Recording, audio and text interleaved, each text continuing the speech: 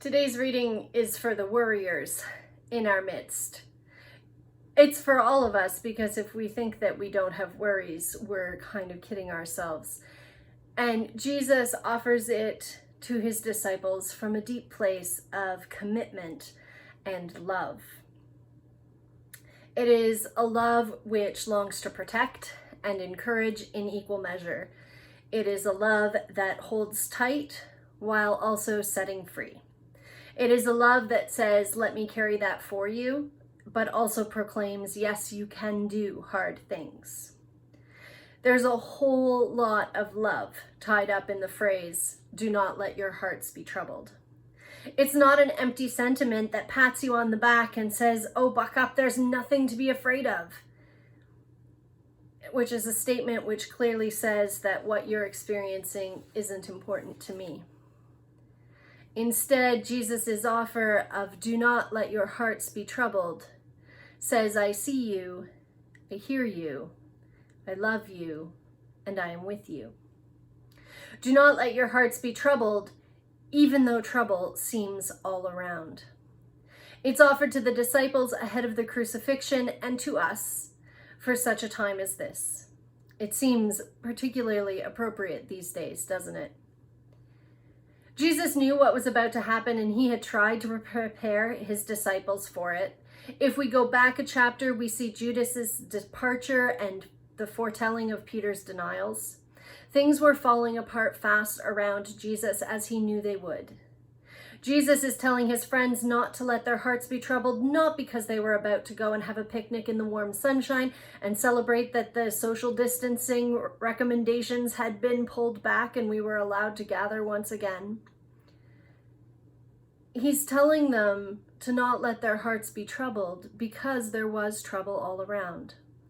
And we all know that the few days after this reading are full of reasons for the disciples' hearts to be troubled. And rightly so. Jesus insists, do not let your hearts be troubled, precisely because he knows that they will be and already are. Just as Jesus knows that many of our hearts are troubled right now. The thing about statements like, do not let your hearts be troubled, is that they don't stand well on their own. You can't just leave them hanging in thin air. They need action and support behind them. Let me give you an example.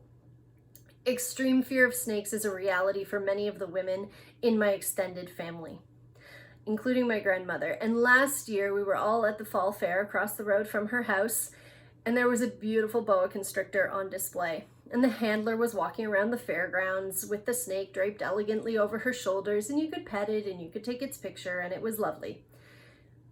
For everybody except my grandmother and my aunts, who cannot be near snakes. It would have been easy for us to turn to my grandmother and say, don't worry about it, Gran. It's just a snake. But that doesn't actually help her because she knows that it's just a snake.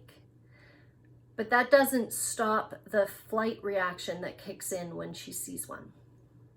So what happened instead is that word quickly spread through our whole family that there was a snake on the grounds.